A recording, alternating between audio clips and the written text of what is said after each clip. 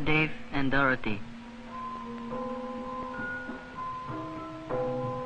I was glad to learn from your letter that you are studying about Indonesia in school.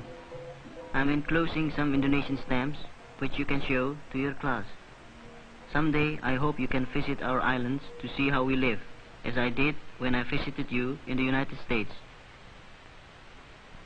What can I tell you about Indonesia? It's raining outside right now. I could tell you about our long rainy season and our tropical climate, but I'm sure you will learn about this at school. I suppose I could describe our animal life and our tropical vegetation. I could tell you about our economy and our plantations, the great groves of palm trees which produce palm oil, the rubber plantations, but I'm sure you can read about these in your textbooks. I think I would like to tell you about our people and how we live.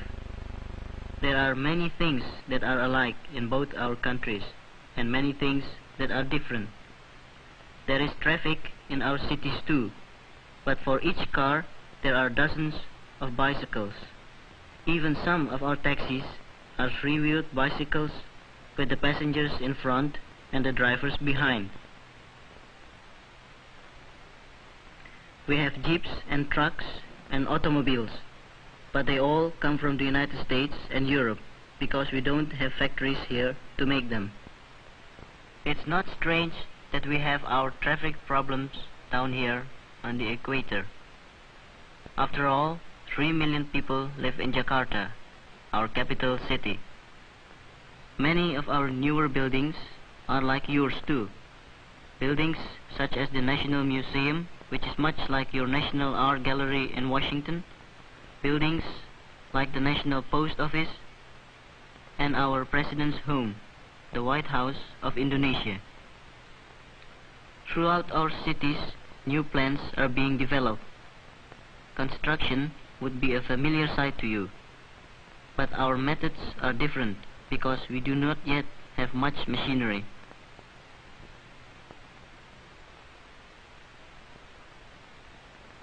You would feel at home in many of our houses.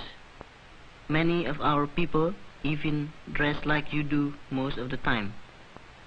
At other times they dress in the traditional way, like little Yusuf Sujito in his black cap and sarong.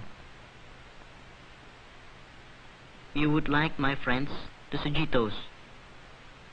Sometimes, when Mr. Sujito isn't busy at his job with the government, he goes to market with the family.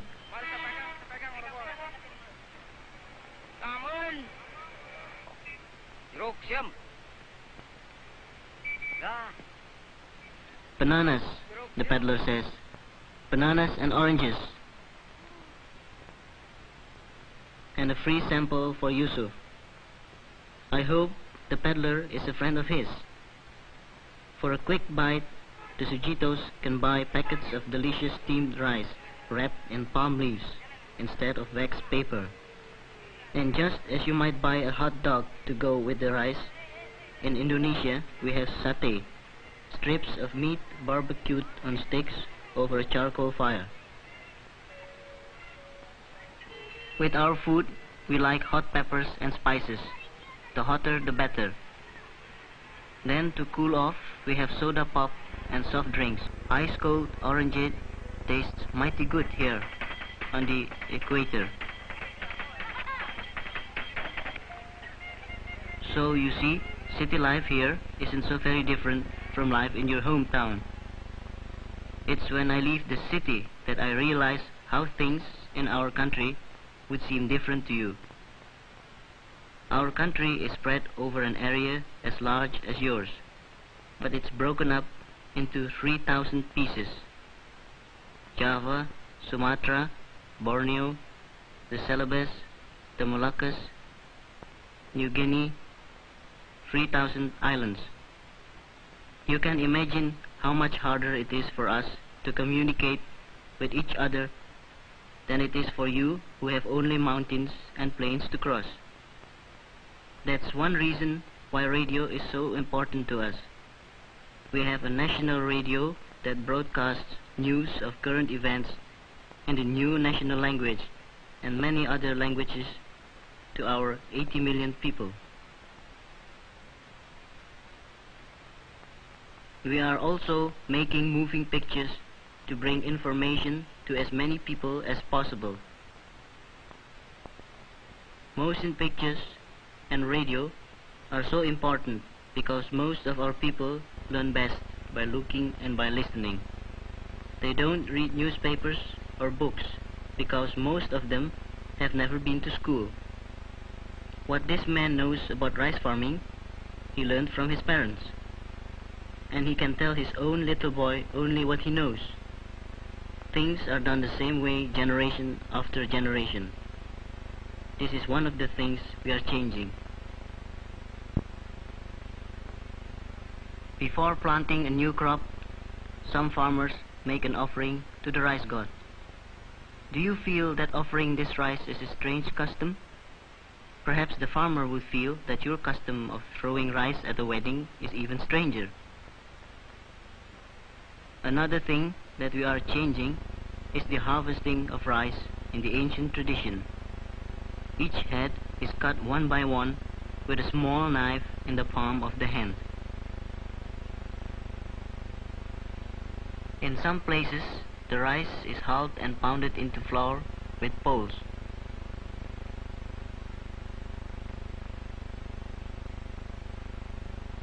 In other regions, the grain is hulled in the fields by stamping on it. It's hard for you to realize, but it takes at least 200 times more labor to produce a bushel of rice here than in your country where you have machinery to help. People work hard in Indonesia. 8 men have to work longer and harder to unload a boat full of coconuts than if there were 1 man and a machine. Our fishing boats sail far out to sea. They carry no charts, no navigation aids, no books. They use only the skills of their crew. Why do our people do things in old-fashioned ways? They haven't had a chance. Our children weren't able to go to school. For many, many years, Indonesia was a colony, unable to help herself or her people. A little of our history is told in the stamps that I'm sending you. The red stamp is the first one ever issued in Indonesia, King William III of the Netherlands. Wilhelmina became queen in 1898, Queen of the Netherlands Indies, or Dutch East Indies as we were called then.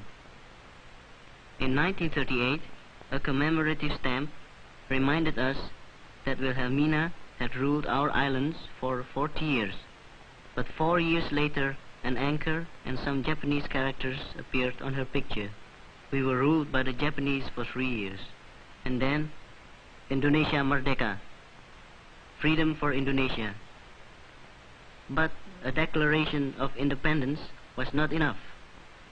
Like you, we had to fight a revolutionary war, the war in which I was a battalion commander. Finally, with United Nations aid, freedom at last came to Indonesia. This is Sukarno, the leader of our revolution and our first president.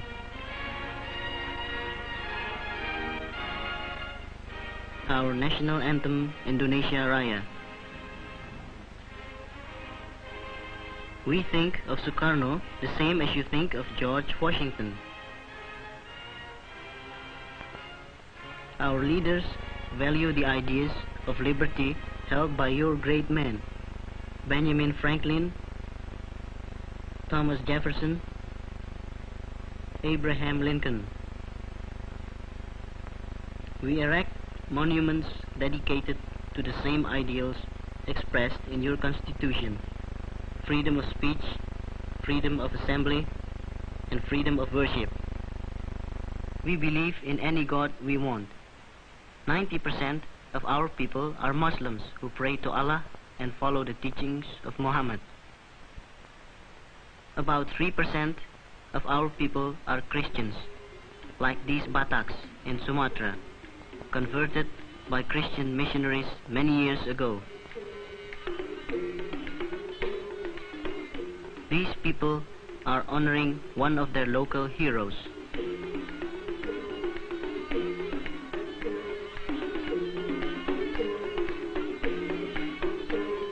Many of our present-day leaders come from Batak villages like this, just as your leaders came from log cabins and frontier towns. Besides Muslims and Christians, there are Buddhists, Hindus, and followers of other religious beliefs in Indonesia. Here in Bali, women bring offerings of rice cakes, fruits, and flowers to their Hindu temple. Festivals have become much more frequent since we won our independence.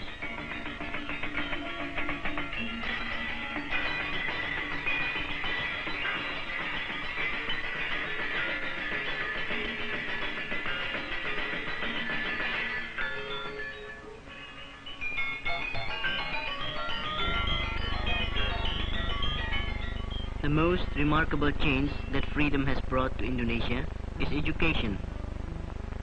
With the opening of schools everywhere, children flock to them, eager to learn. There are college students, elementary school students, and kindergarten children. Our little boys and girls sing and dance about the importance of rest and sleep, just as little children do in your country.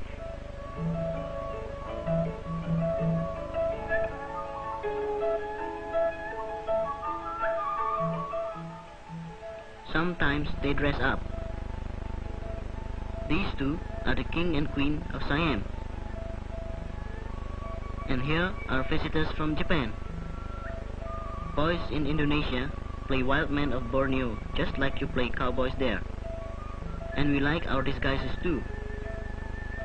But not all our play acting is done by young children. Puppet shows are one of our favorite entertainments in Java and Bali. The puppets cast a shadow on a thin screen and may be viewed from either side. The show begins about 8 in the evening and we watch all night long. Even the children stay up to watch. The puppet stories always involve a struggle between good and evil, and good always triumphs. But don't think that Indonesia uses only puppets to tell its stories.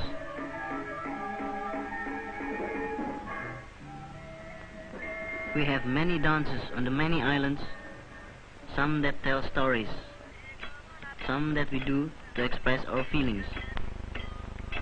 These boys in central Sumatra are doing a plate dance, striking the plates with metal rings on their fingers.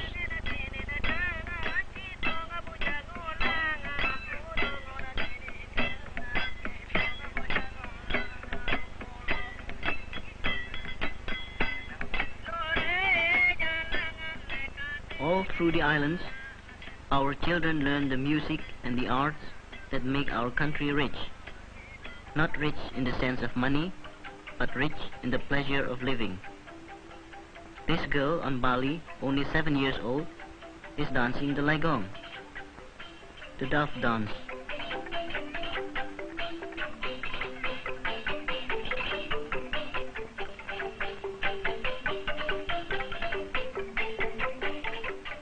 The instruments are made from bamboo by people in the village and belong to the village.